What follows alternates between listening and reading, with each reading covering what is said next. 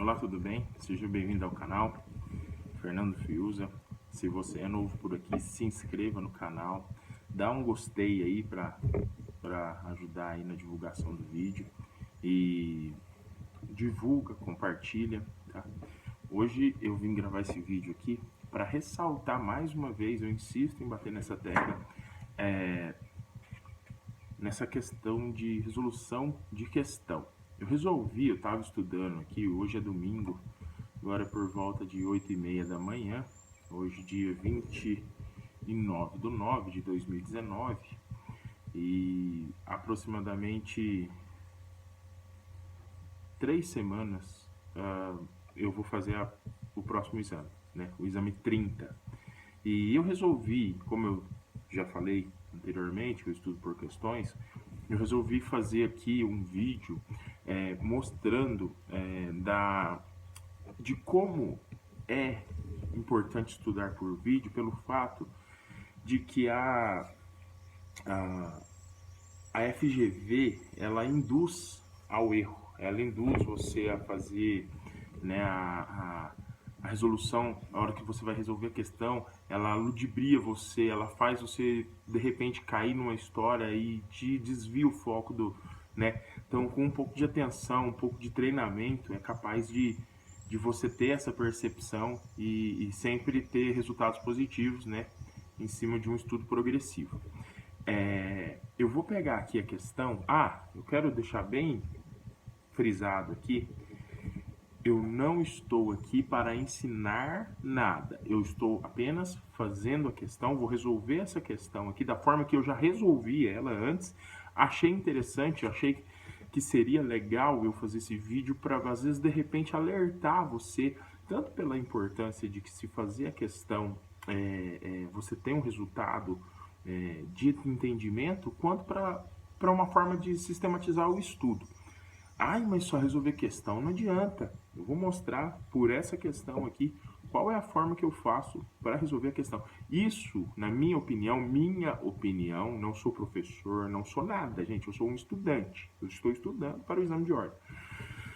Na minha opinião, é mais funcional do que qualquer cursinho, do que qualquer videoaula, tá? E assim, o que é importante eu falar aqui é que não é para deixar de ver videoaula, que não é para deixar de ler matéria, né? Mas se você fizer isso, vamos fazer para vocês verem o que eu tô falando.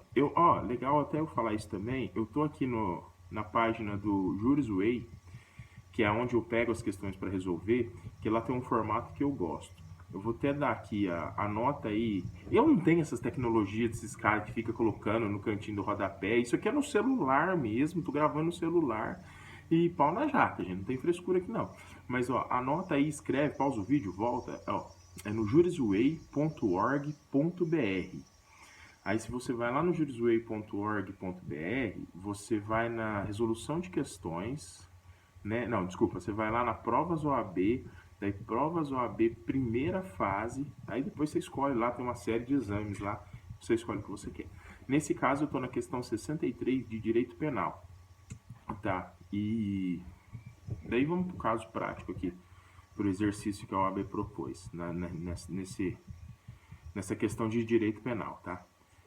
Durante a madrugada, Lucas ingressou em uma residência e subtraiu um computador quando se preparava para sair da residência. Ainda dentro da casa, foi surpreendido pela chegada do proprietário. Assustado, ele o empurrou e conseguiu fugir com a coisa subtraída. Na manhã seguinte, arrependeu-se e resolveu devolver a coisa subtraída ao legítimo dono. O que efetivamente veio a ocorrer? O proprietário, revoltado com a conduta anterior de Lucas, compareceu em sede policial e narrou o ocorrido.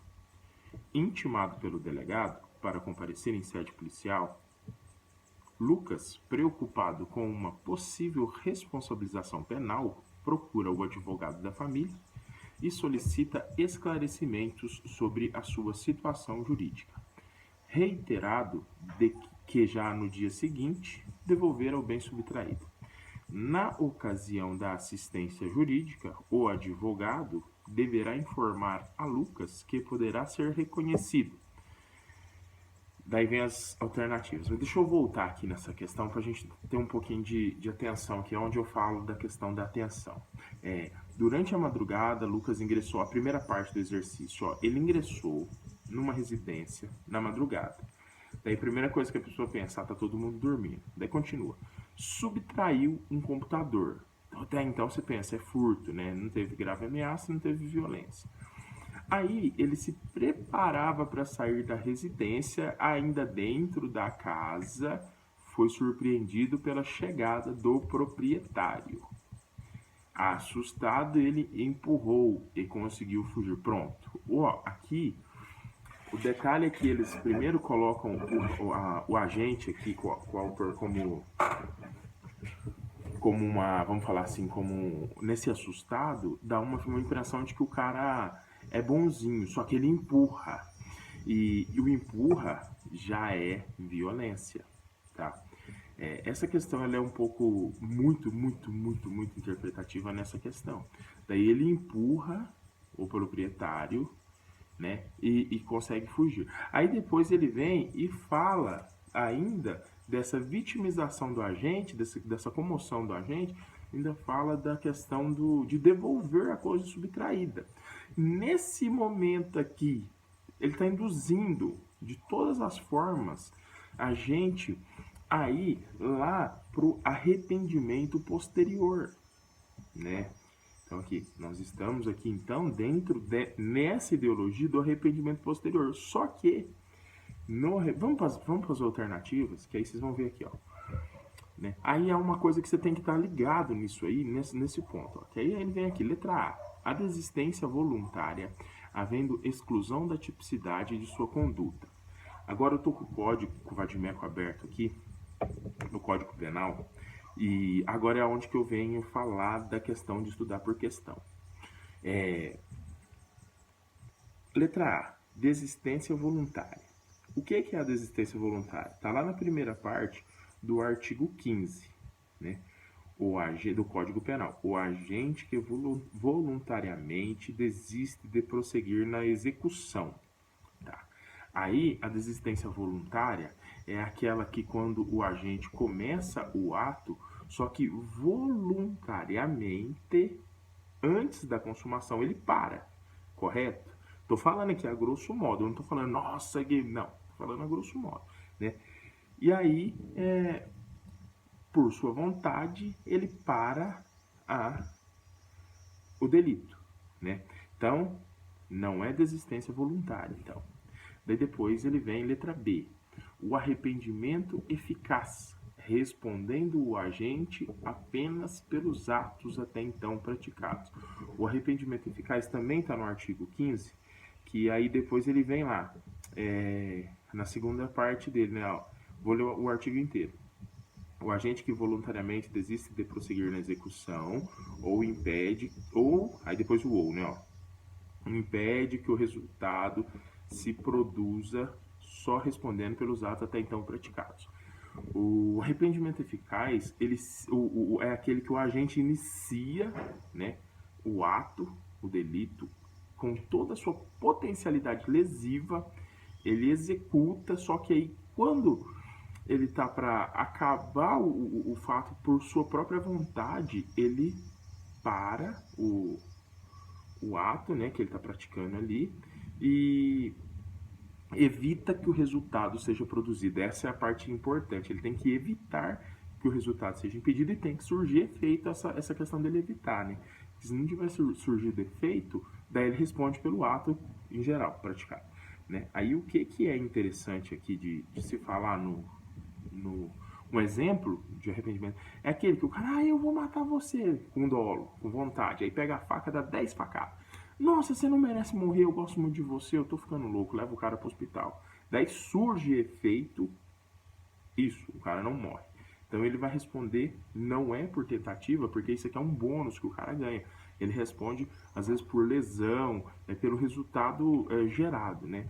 Mas eu não estou dando aula aqui, eu estou só falando do exercício aqui. Isso aqui entendeu? Aí, então, não é essa também essa questão. Aí depois, a letra C fala: o arrependimento posterior, não sendo afastada a tipicidade da conduta, mas gerando aplicação de causa de diminuição de pena. Letra C é a alternativa correta, mas eu vou ler a letra D. Se você tiver com a ideia só do crime de roubo, se você for lá no roubo, você vai querer achar que é essa aqui, ó.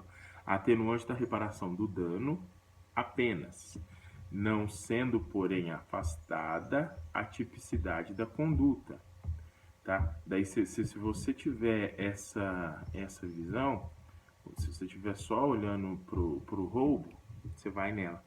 Só que, ó, e essa questão, quando você responde ela lá no Juris Way, ela dá que ela é uma questão difícil que de 0 a 30% acertado, devido ao fato de que a alternativa certa é a letra D e todo mundo vai na letra... Desculpa, que a alternativa certa é a letra C e todo mundo vai na letra D.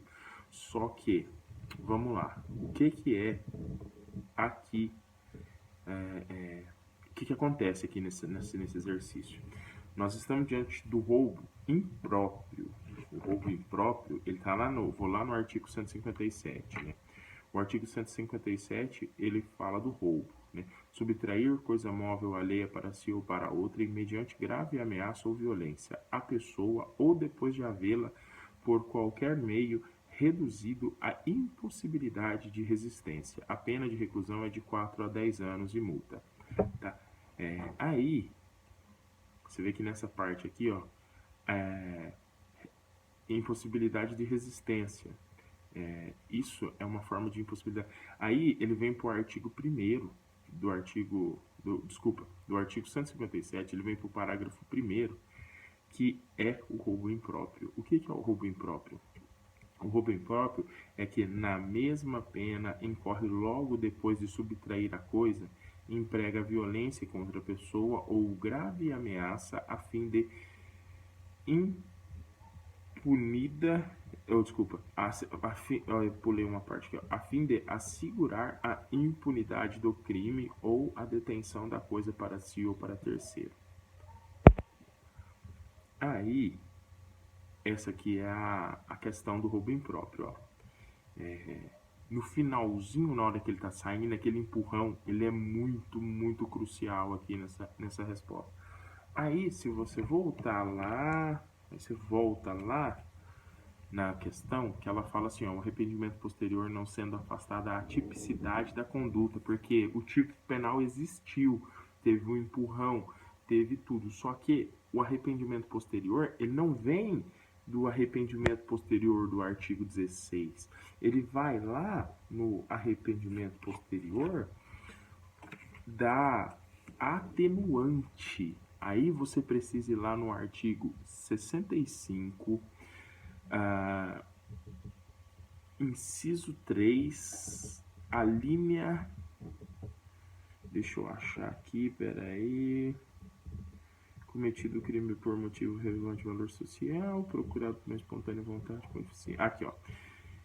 Artigo 65, inciso 3, a linha B, que ele fala assim, ó, que aí aqui é uma atenuante de arrependimento posterior, né? Que, ó, procurado por sua espontânea vontade e com eficiência, que a eficiência foi devolver o bem, logo após o crime, evitar-lhe ou minorar-lhe as consequências ou ter, antes do julgamento, reparado o dano. Isso ele fez no dia seguinte, né? Então, cabe essa atenuante aqui, sim, com certeza. Então, essa que é a questão do arrependimento posterior aqui. E todo mundo acha que é o arrependimento posterior que está descrito lá no 16, mas isso aqui, o lá do artigo 16, eu vou lá no artigo 16 aqui agora ver, ó. Lá no artigo 16 fala que o arrependimento posterior, ele se dá nos crimes cometidos sem violência ou grave ameaça. O empurrão é violência. Eu admito aqui, né, que quando eu fiz essa questão na prova, eu errei porque eu olhei só o roubo. A hora que eu vi, sabe, a gente fica tanto nesse negócio de que é pegadinha, na hora que eu vi na questão, a parte do empurrão, eu falei, não é arrependimento posterior na minha cabeça, mas eu não lembrava do 65. Na hora da prova, eu não lembrava do 65. Por isso que eu falo quão é importante você fazer o exercício e resolver dessa forma, porque você vê todas as possibilidades do crime, todas as possibilidades do crime, de todos os, enfim, se for lá em constitucional, se for em administrativo, se for em direito do trabalho, né? Você vê tudo. Então, assim, às vezes é um caminho mais árduo, às vezes é mais demorado, porque você tem que abrir o código. Só que você tem que entender que essa forma, ela não é uma forma repetitiva de estudo, é uma forma que você estuda e a sua cabeça está fazendo atividade. Você entendeu? Você abre uma página, você sai disso, você olha, você escreve, você anota, né? Por isso que eu falo que é importante essa questão, tá? Eu achei legal trazer isso aqui para a gente ver, de repente, se você tiver um pouco mais de atenção, dá certo, né? Eu queria terminar esse vídeo aqui comentando aqui sobre teve um comentário num vídeo meu anterior de um amigo do Três Poderes, aí do canal Três Poderes. Ele até deixou um texto legal lá de uma forma de estudo, só que eu queria falar, amigo, que dessa forma que você falou aí, ela é muito boa, ela é efetiva, só que se você observar que dessa forma de estudo, é um estudo prático, não é um estudo igual você está falando lá, que esse estudo eu imagino que seja para resultados mais longos, e para a OAB você tem que fazer, até isso eu já percebi em cursinhos, a OAB faz isso, quer dizer, os cursinhos, eles estudam a prova da OAB, da FGV, você entendeu? Eles não estudam a doutrina, a jurisprudência em si. Os cursinhos estudam, ensinam a prova, né? E é isso que eu estou fazendo também. Eu estudo a prova, eu percebi, eu tive essa percepção e eu estudo a prova, por isso eu estou com essa metodologia, né? E lógico, não estou falando que a sua forma é errada, não. É muito até melhor do que essa. Só que ela é para um resultado a longo prazo. E se você não fizer dessa forma, para a OAB em si, desse jeito, fica um estudo cansativo, fica um estudo chato, a grosso modo falando, né? Mas assim, eu queria agradecer a todos aí pela atenção. Ver se às vezes dessa forma você consegue também ter o que eu tô tendo uma produtividade boa, um estudo legal, né? E se inscreva no canal aí e dá um joinha, comenta do vídeo. E não, ó, vou falar de novo aqui no final. Eu não estou ensinando, eu estou dando uma dica de como fazer, de como, né, de como qual que é o caminho que eu estou fazendo.